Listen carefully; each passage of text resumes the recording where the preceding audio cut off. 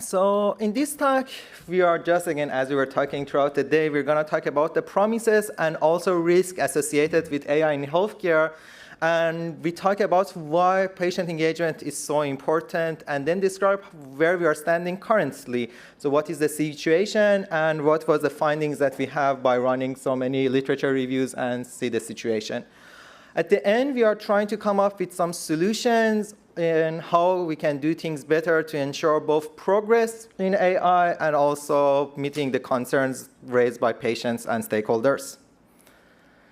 So again, I'm not sure after all this session this is important to talk about, but as you may know, unfortunately, healthcare systems globally are facing so many issues, whether it's burnout of the physicians, long waiting time, and all the issues that we hear every day in the news.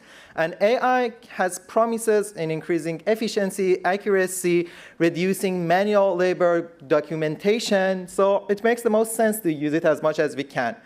Not only that, it can also touch on things that may go miss, for example, inequity, trying to address patients and first find patients that are not necessarily involved in the current healthcare system that we have.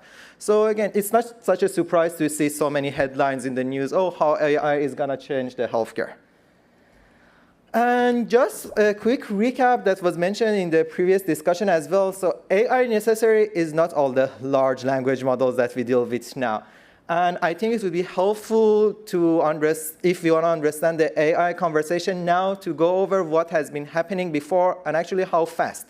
So since 2010, AI was getting its way into the healthcare system, whether it was in analyzing medical scans, helping, for example, with some genetic coding, or developing brain-computer interfaces. And when I talk about these developments, they're not in the test phase or development phase. Some of them have been actually be deployed and are now used in current healthcare systems. But the reason that we are hearing more and more about this development is that we have so much data. With all the migration to electronic medical records, we have the perfect amount of data that we can train our AI models with. And add to that the extra use of wearable devices that are providing us with even more data. Since the past years, we all heard about AI more when language models were developed. All of you were using ChatGPT in your life, in your healthcare experience.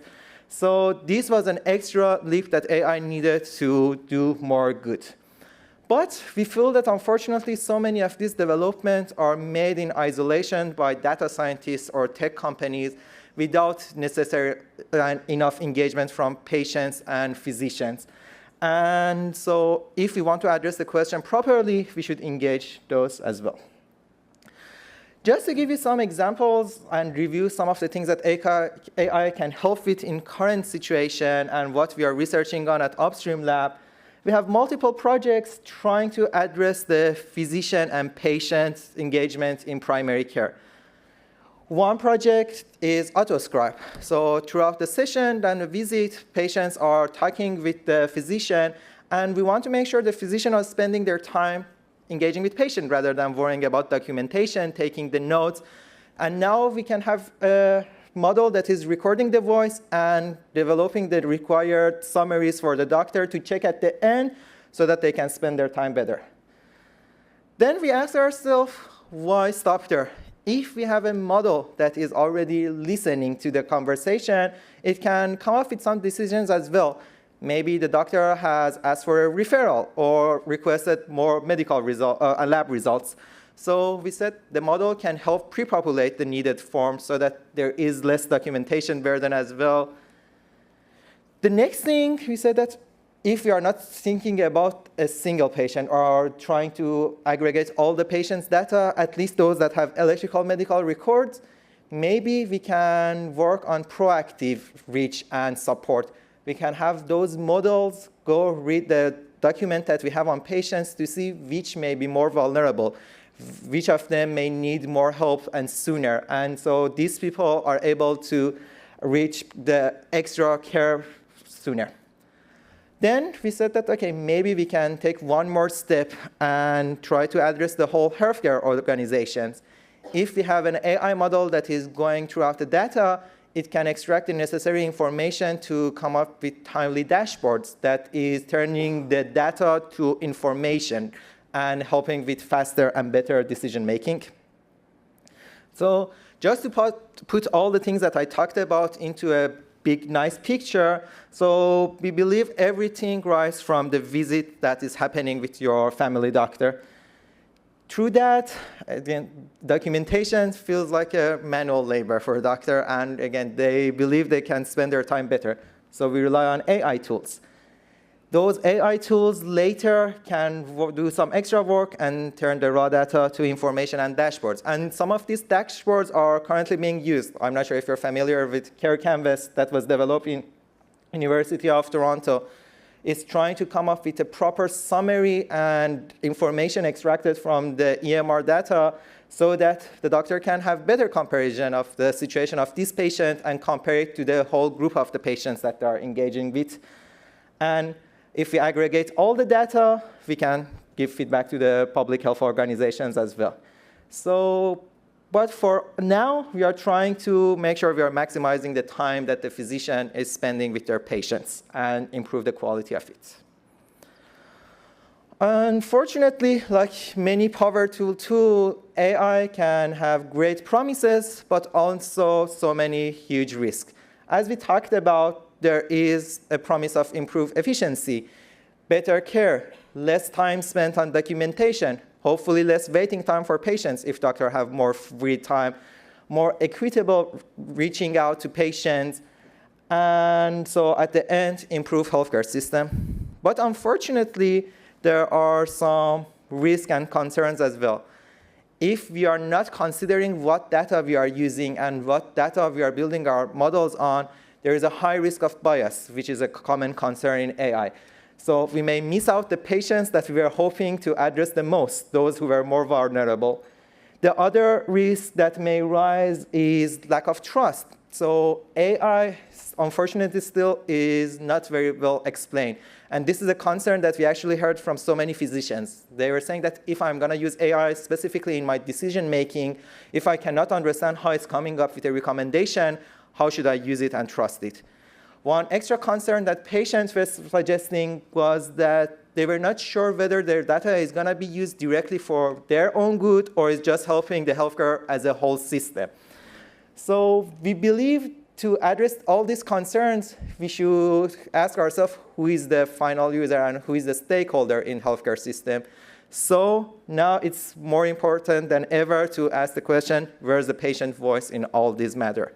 So Julia is going to talk in much more detail about patient engagement. Thank you, Parsa. So yeah, moving on to patient engagement. I'm sure many of you are familiar with the term patient engagement, but just in case, at its core, it's about meaningful and active collaboration between patients, hospital workers, staff, administrators, everyone really working together to come up with solutions. And it's not only in one setting, it's across governance, priority setting, developing policies, conducting research, and also empowering patients to be able to communicate these results and share that information to the broader community. And I think patient engagement comes down to three ingredients: collaboration, empowerment, and impact.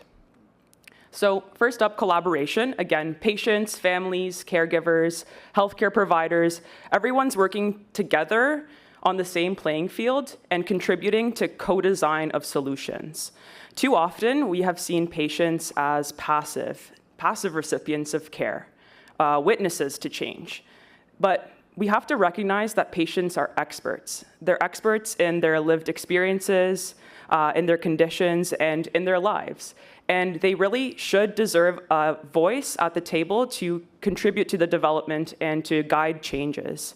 And so patient engagement allows patients to sit at the table and bring valuable perspectives to shape the discussions and create the solutions along with others. Next up, it's empowerment. So this means ensuring that patients have the knowledge, the confidence, and the tools in order to contribute meaningfully during their patient engagement. So that might mean simply providing a safe and comfortable environment where patients feel respected and comfortable to share their stories. Alternatively, it could mean providing training or education opportunities for patient partners if they would like to develop a particular skill and if they're interested in getting involved with a particular project. And finally, I think it's about impact. So patient engagement, when done meaningfully and correctly, has been shown to lead to real results, improved solutions, higher quality care, solutions that are more responsive to patients' needs, and ultimately solutions that patients can actually trust. And what do we mean by the word patient? In this context, the word patient is broad. It's not only inclusive of individuals with personal experiences of a healthcare issue, but in general, it can include their patients' families, caregivers, anyone in the broad community with a lived healthcare experience. And there aren't a lot of requirements that we need our patient partners to check off. All we need our patient partners to be willing to do is to be collaborative, willing to share their experiences and work with others, and be open to receive feedback or training for the specific role that they're going to be engaged in, if it's required at all. So now I would love to hear from you. How exactly do you think patients can get involved? So I'm hoping to create a nice word cloud with everyone's responses. Something that comes to my mind when I think of patient engagement is maybe focus groups. So just having discussions about a specific problem. Let's see what we can come up with together.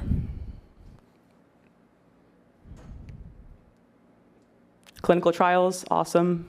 Sharing circles, PAN, listening carefully. And effective. Surveys, advisory councils, helping with design. Surveys is coming up bigger, awesome. Governance, validation, interesting. Developing research questions, priority setting, co-investigator.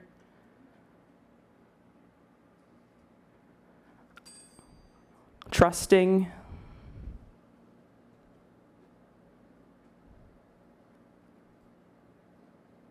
I think advisory councils and surveys and focus groups are big. Oh, steering committees getting bigger now.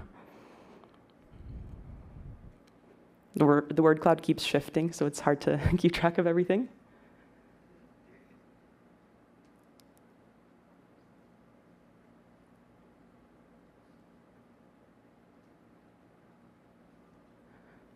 Yeah, amazing. I think, thank you everyone for participating and sharing your opinions and ideas. So in the depths of my own room, I also came up with my own word cloud to try to guess what the audience would come up with. So let's see how that came up. Okay, so I think we see some similarities here. Surveys, workshops, I saw advisory councils or committees. So a lot of similarities between what we were able to come up with, but honestly, I think you guys were more creative than me, so kudos to you. So each one of these approaches, I think, has its own place and time, and when used thoughtfully, it can be really effective ways to co-create better solutions. And interestingly, these words can be arranged in how deeply patients get involved. And this was done through the International Advisory for Public Participation, the IAP2. And they arranged this word cloud, or these ways to get involved, into, again, different ways of engaging patients depending on the depth. So from one end, we have inform, consult, involve, collaborate, and empower. Inform, as you can imagine, is the least amount of engagement from our patients. So in this case, patients are just receiving information. They're not necessarily contributing to the decision-making. They're just witnessing it. So fact sheets, websites, open houses, these all might be useful in certain contexts, but again, it just describes the least amount of engagement. In the middle, we have consult and involve. So here we can see that the public or patients are going to be involved in discussions, but ultimately still the decision-making power is left out of the hands of the public or the patients. And finally, it's collaborate and empower. This is the most active forms of engagement. So these do not only allow our patients to have the authority to make decisions, but it also gives them the opportunities to lead, to take action, and to shape the outcomes that matter to them. So like I mentioned, patient engagement can be done across a wide variety of contexts, but I really wanted to zoom in on the context of research. So oftentimes, patients, again, are passive. They've been put in the guinea pig position, where they have been used to collect their data. All the research questions have been designed about them to extract information about them. Everything was developed before consulting them or before involving patients. But patient-oriented research really tries to reframe this relationship. It tries to put patients at the heart of the whole process, making sure that the questions that are being designed are co-designed by the patients, and also that these questions matter to the patients, in hopes of improving outcomes that are meaningful to them. And when done again correctly, patient-oriented research has shown us that it ensures care is better informed, it's more responsive, it's more collaborative, and ultimately it leads to better outcomes because it's based on the needs of real patients. And I think one of the most important things is that it does strengthen trust between patients and the solutions that are developed, but also patients and their healthcare providers or researchers, because there's ongoing communication during the whole problem-solving phase. So with so many benefits of patient engagement, and Parsa really neatly described, the boom of AI, we thought it was only natural for patient voices to be included in AI development. So we came up with this question: have patients been engaged in the development of AI applications in healthcare? And if so, how? In order to answer this question, we broke it down to smaller chunks. So first of all, was there engagement at all? What method of engagement was used? What stage during the AI development were patients involved at? Who was engaged? How were they recruited? And finally, what were some facilitators, barriers, or impacts and benefits of patient engagement? In order to answer this question, we did a systematic review. First, we found every single article that mentioned a patient-facing AI application. And from there, we narrowed it down to the ones that mentioned active forms of patient engagement. We included articles up until 2020, so keep that in mind with our discussions today, as this was an earlier paper that we did. And then from these, we used a meta-narrative approach to extract some themes that arose from the articles that did include active forms of engagement to answer these 6 questions. And I want to summarize our findings for you here today. So first up, was there any engagement in the application's development? So based on our kind of research question, we were able to identify 704 articles that mentioned patient-facing AI healthcare application development. And everyone come up with a number in their heads about how many included active forms of engagement. 5%. So not a lot at all. Only 37 studies included patient engagement at all. Majority of them did not mention including patients.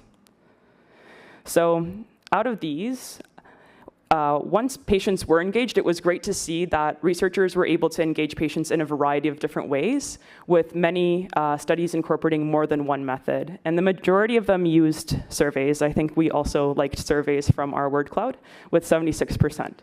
Next up was interviews, design workshops. It was interesting because that was when patients got to sit at the same table and collaborate with AI developers, researchers, and physicians to come up with some solutions. Next up was observation, where patients were just simply given the AI tool and the researchers watched them interact with it and took notes. There was a more passive form of engagement. And then finally, focus groups. And if we rearrange these engagements and using our IAP2 spectrum, we can see that the majority of this is more lower level of engagement. So this leads to room for us to improve engagement and making things more deeper, allowing patients to be more deeply involved.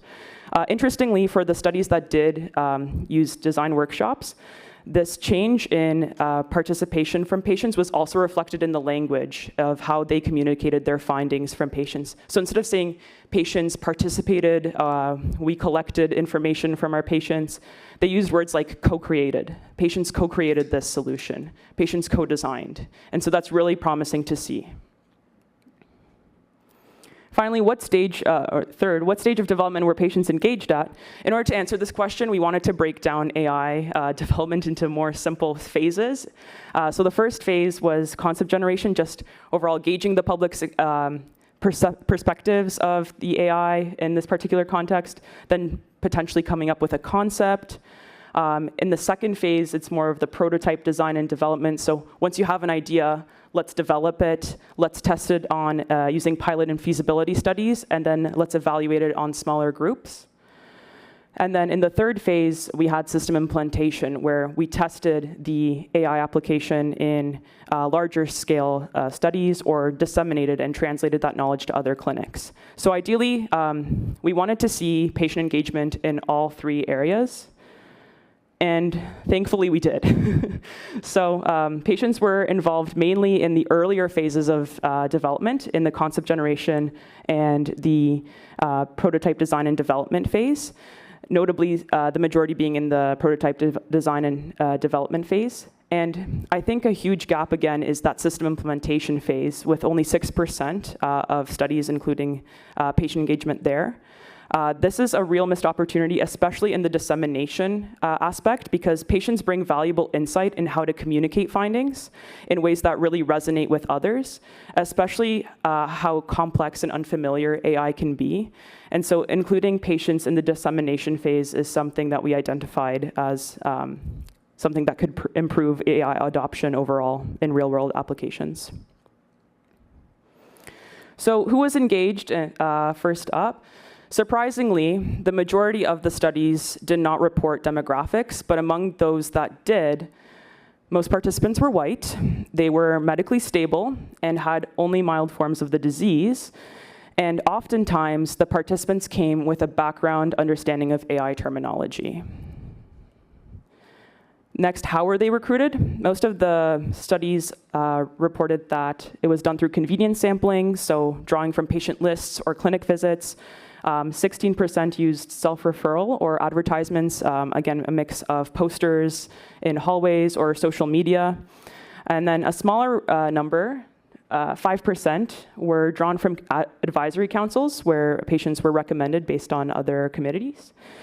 And then, I guess, unsurprisingly, the majority were, a lot of them were actually unreported or unclear. And so it really makes us question how inclusive and how intentional these efforts really were. When it came to facilitators and barriers, only 2 studies reported providing financial compensation to their patient partners. Whereas for barriers, 3 main themes again emerged. The first one being the digital divide. Some patients wanted to get involved, but didn't have access to internet or to cell phones. And so they, by definition, could not participate in the study. One study of note was able to overcome this by temporarily providing their patient partners with cell phones in order to help them stay involved. Next up was engaging particularly unwell patients. So oftentimes you want to collect feedback about your AI application after a patient has been able to use it. But if the AI application was designed to help patients overcome a particularly challenging moment of their lives, they were unable to complete the survey. And some researchers were able to overcome this by asking their caregivers to complete the survey, or by asking the patients after they started to feel better to complete the survey. But oftentimes, if they were too unwell to participate, they were just excluded from participating. And finally, the rapidly advancing AI technology. So I think, in particular, the aging population had a hesitancy in order to get involved because they were unfamiliar with technology in general, and now adding the complexity of AI, it really made them fear being able to provide effective feedback. So when patients were meaningfully engaged, the development of AI tools, really the impact was clear. So first off, engagement really led to increased accessibility, helping ensure the technology could support people and was easier to use. And one study actually noted participant contributions ensured continued development of an accessible, easy-to-use assistive technology system to support older adults in doing the things that they want to do when they want to do them. It also encouraged greater adoption, with researchers hoping engagement would lead to more widespread use of the AI application. And also, patients helped make AI feel more believable, more trustworthy, and user-friendly without impairing human aspects of care or intruding on patients' lives. So despite all these benefits, engagement still remains underutilized and poorly reported, and many studies lack detail on documenting how patients were involved, and it's really unclear of how to make this a better process moving forward. So again, I would love to hear from you. How would you rate, given this current description of the patient voice? Do you think it's sufficient? So if you think it's sufficient, put a perfect 10, or 0 if you think there's not enough. Anywhere in between is also great.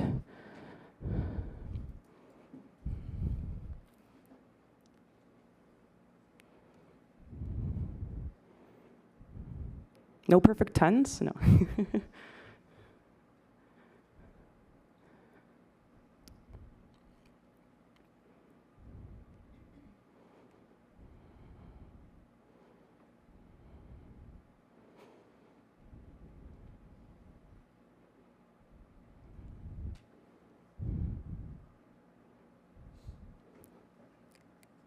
Okay, so I think on average, we're going for about 3 out of 10. And now, let's take things a step further. So where would you like to see changes? I know this is a big question, so just type in whatever you think is like one of the biggest problems that you saw in the current levels of engagement. Frontline, engagement from the start. Equity deserving groups. More patient-led engagement, awesome. Public education, earlier engagement. Inclusion. Openness.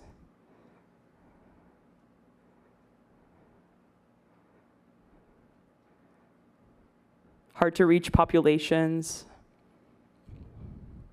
True co-design as equal partners.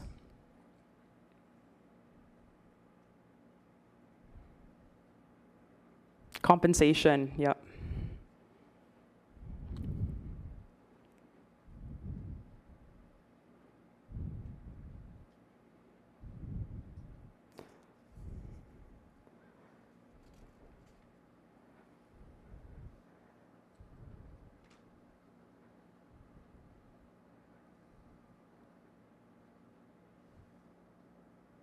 Okay, yeah, thanks everyone so much for participating. The words just keep coming in so fast, it's hard for me to keep track.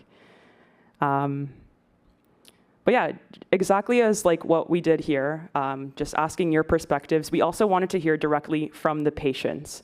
So we asked our patient partners, what are patient perspectives on how they want to be meaningfully engaged within the field of AI development and healthcare?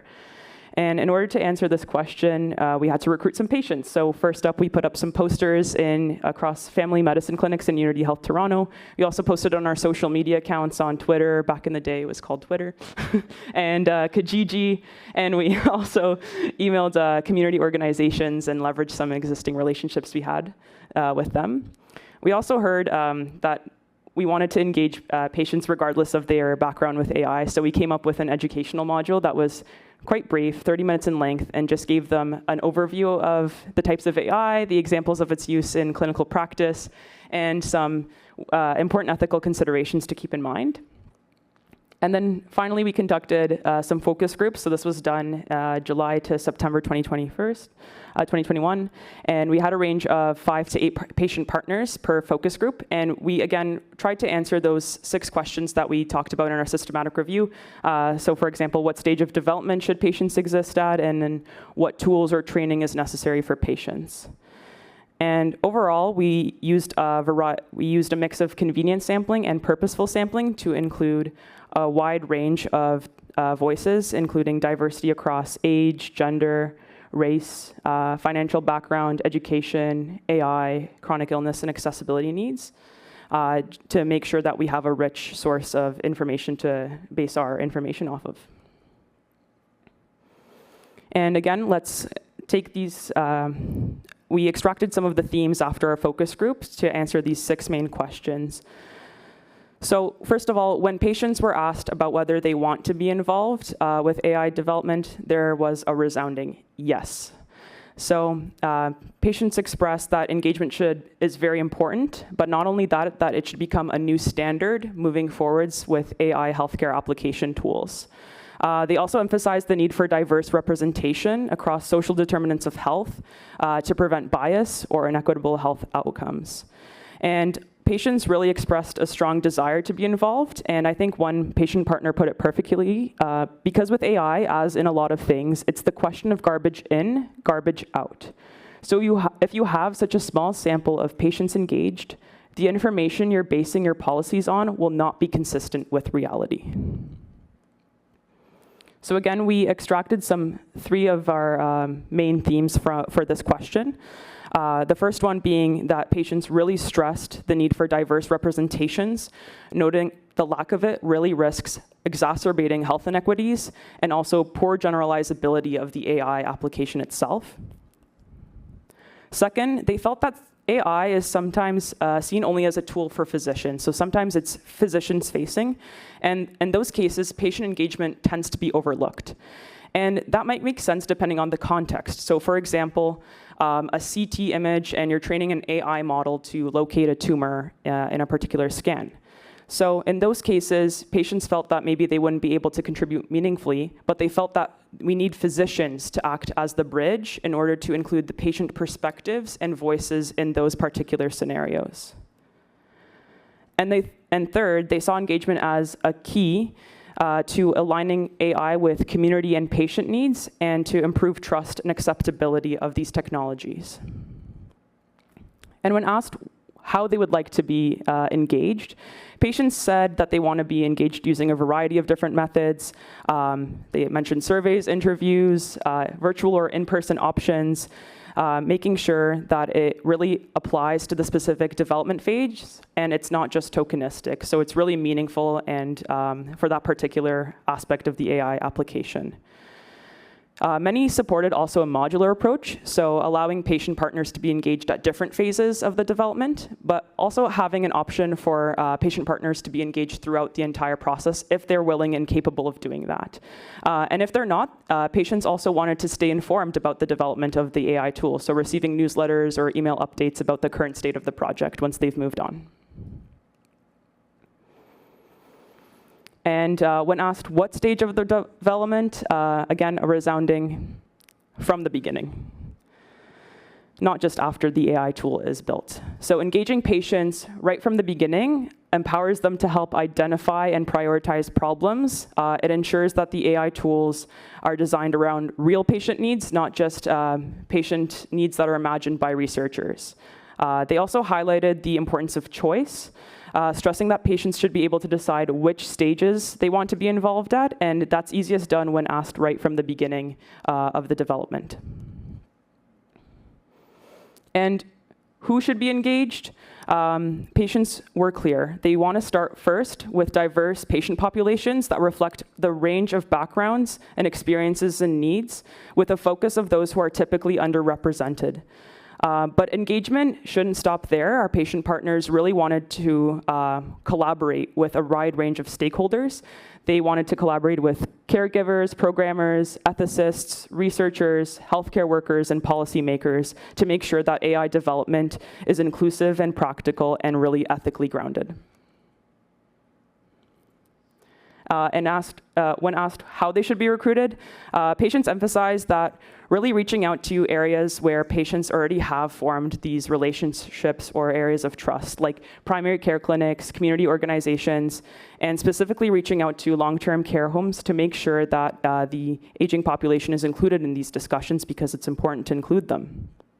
They also preferred using a variety of different methods, so using in-person or social media, just making sure that everyone could be reached who could possibly be reached. And finally, to ensure inclusivity, recruitment materials should also be translated into commonly spoken languages in the community.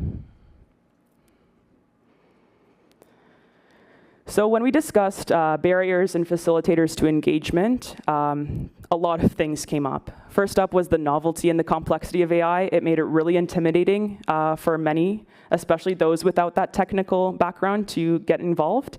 And then this further raised concerns about a growing class divide, with the more privileged or more educated patients being able to be included and provide feedback.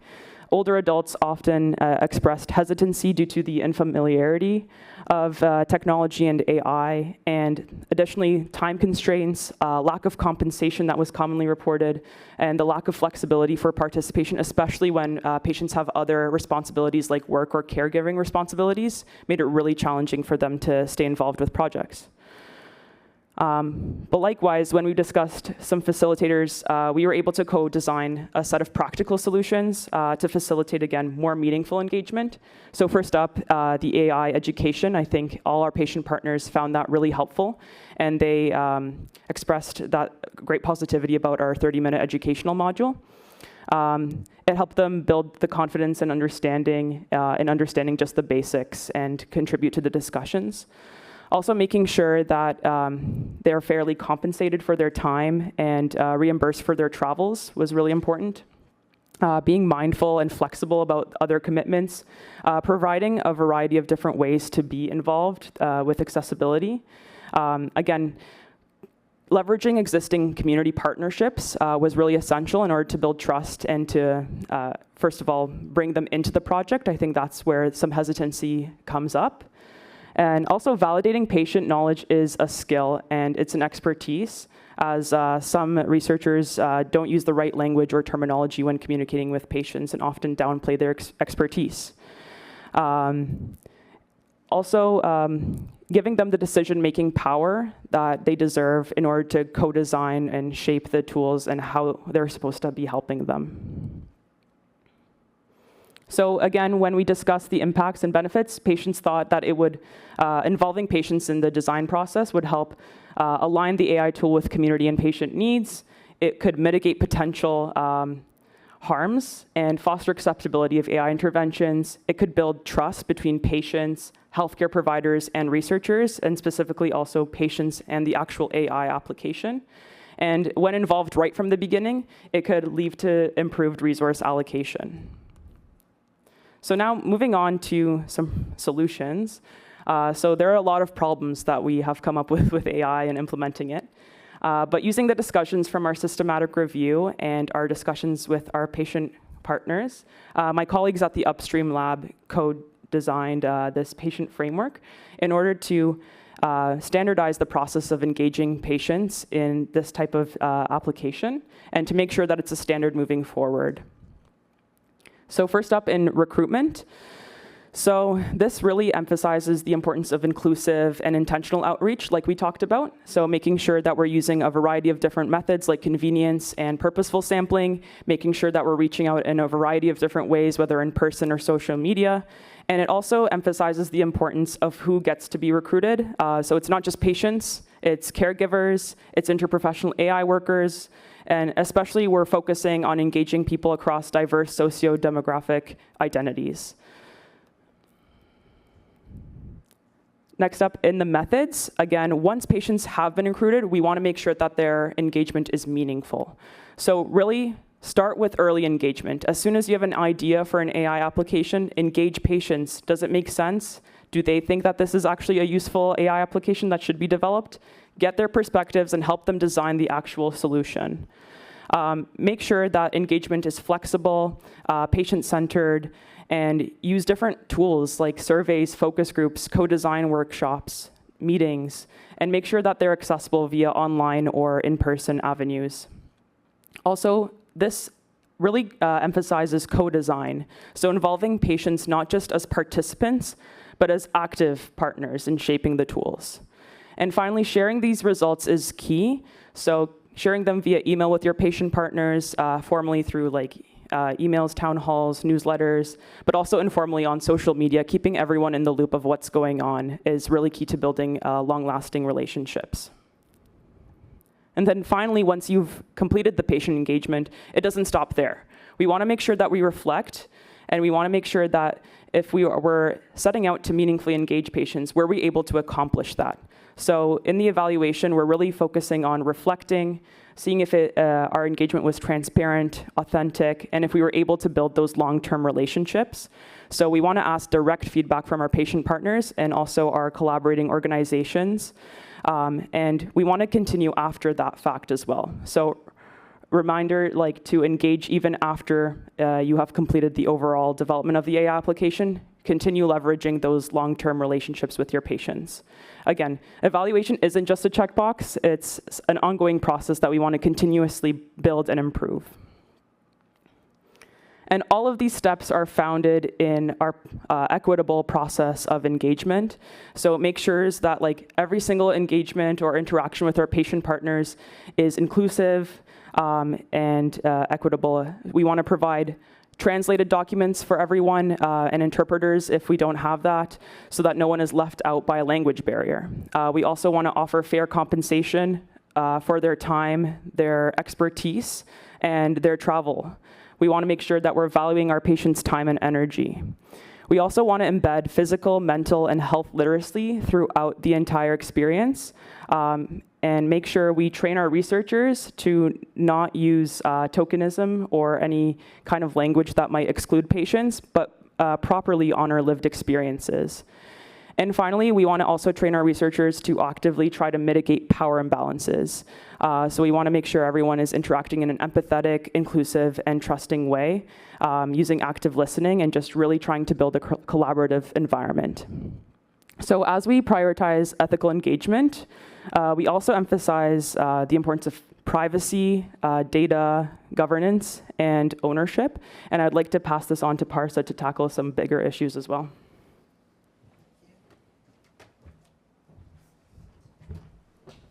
So thanks, Julia. So we have discussed how patient engagement is important, and so what were the main concerns and steps to improve that. We try to build on top of that. So when we engage patients successfully, what was the main concerns that they were mentioning about AI tools? We try to break it down into three main factors. The first is privacy. So we know that there is high sensitivity about personal health information and how they are regulated. So we are trying to propose solutions. We can use AI itself to improve and have better algorithms that can do the identification of healthcare data. Also, we want to emphasize that to convince people that AI in healthcare is not necessarily capturing as much as data it can. It's about capturing the data that we need and is going to benefit the patient as well. The next thing that I want to emphasize is the sense of ownership. We always say that the patient is the actual owner of healthcare data, but unfortunately, we see that when the patient is trying to reach and go for their own data, usually they're not able to. We want to reemphasize and change the structure of our healthcare system so that we are respecting this ownership. And something that was really interesting for me in the patient story that we heard before lunch was sometimes the patient may want a better care even if it's risking their privacy. We saw the example of uploading MRI to ChatGPT. The next thing that will rise is governance. What are the current policies ruling the collection of data for development of AI tools? Unfortunately, all the healthcare systems are such a huge system that they have high inertia, and making changes is hard. But if we want to catch up on the speed of AI development, the time for change is actually now. And in order to make sure that this is done properly, we said if we want to make sure we are capturing all the patient voices, we need to come up with better education. Not only education about the AI, education about the rights they have in the use of their data. That's why we developed a new platform which is called Our Health Data. It's a website, ourhealthdata.ca, in which we are trying to engage the patients, participants, and everyone who has a stake in healthcare system to learn about the current rules, the bills that are getting passed about the ownership and the guidelines on AI, and also try to engage researchers, patients, clinicians, so that we make sure we are trying to amplify those voices. So I invite you all to check that website, and we have a newsletter as well. So if you want to follow and keep up with us, please follow that. One next thing that I want to point on is the data sharing puzzle in healthcare. The AI is as good as the data that it gets. So we all know that the more data that we have, the higher chance of having better models. But unfortunately, within the healthcare system, data is always in different silos, whether it's different provinces, different institutions, or even same departments within the same institutions. And one other issue that we see is there is lack of standards in healthcare. We have all the different EMR vendors for some good reasons, but that may also become a barrier in developing better solutions. And we respect these concerns. There are ethical fears of data leakage, sense of ownership, reputational risks for different institutions. But unfortunately, these can also lead to missing out on the developments that can be possible throughout AI. But we want to change how we think about this issue. We are trying to convince people that maybe we should not decide between progress or privacy. And these things have been put in front of each other for a long time. But we want to review that since the last time that we developed the rules, there was so much change happening in the technology. Now we have better encryption methods. By using the AI itself in a local model, we can de-identify data so that there is no worry of data leakage. We can come up with better logging systems so that we can make the people who use the data more accountable with what they do. And we believe that if we are able to make better data repository and data sharing solutions, we can improve care quality. Trying to come up with a decision if we know the pattern in a region is going to be much easier. If you are trying to allocate resources to different hospitals, having all the information about what's happening there can help to come up with a better solution. If you have all the data, that can become a perfect ground for testing new inventions. So trying to make sure you're testing your model not only on a small cohort of data, but on a huge amount of data that make sure your results are generalizable. Then also imagine things in healthcare that unfortunately take so much time. Clinical trials. Are we addressing a correct population for our new drug development or not? And if we have a research-ready data set, that can help so much specifically in the cases of need. For example, we just passed a pandemic. And if we were able to address patients that were in this higher need, we could come up with better results. To make sure that we are addressing all these concerns and to build up on the solution platform that we made on patient engagement, we try to come up with a roadmap of ethical AI so that we can make AI solutions with patients rather than for patients. We start by asking the right question.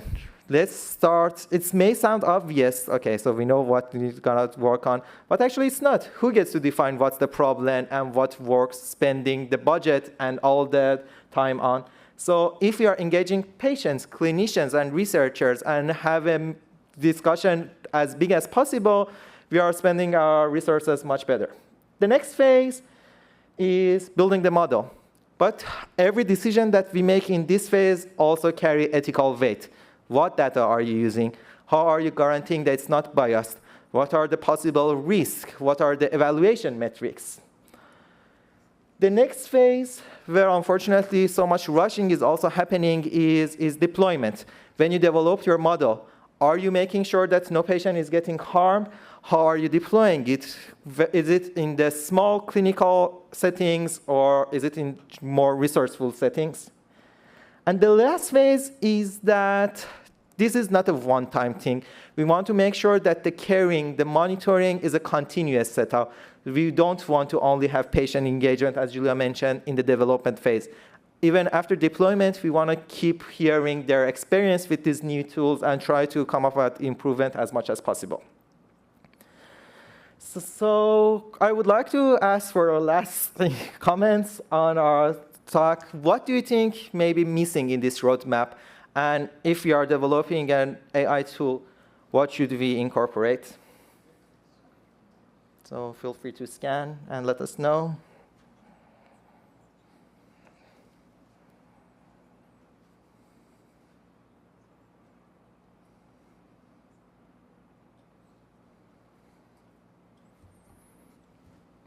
Future trends? Yes. Perfect. Transparency, yes. Trust is not something that we should rely on. We should build it, and transparency is the basic for building trust. After implementation, feedback incorporation, feedback. Perfect. So yeah, we need active engagement, not one-time engagement. Data security updates, yes. So we are saying there are better tools, but are we also reporting on their accuracy and how secure they actually are? Data ownership, as we talked about. Benchmark for evaluation, yes. So instead of having fancy terms that only data scientists will understand, can we translate those tools into real-life improvement in healthcare system or not? And just for the sake of time, thank you so much for all the comments. Trust. I love that trust is in the center. Trust is the most important thing. But so let's move on now. So maybe I think we have 2 minutes left. Okay, I'm not sure if this is working. Thank you. So what we are trying to say now is we have the tool. Fortunately, at this point, I think we have better understanding that there are promises to AI. So we have less convincing to do, but more trust building that we have to do. So I would like to ask all of you, so all of you people in this room have saying in this matter. Whether you are a researcher, we would like to ask you to have the patient engagement from the beginning, from picking what problem you're working with. And also one thing that helped to have this momentum in AI development was the role of open science. So if you're able to share your results, that can help save so much time and come up with bigger and better solutions faster for everyone.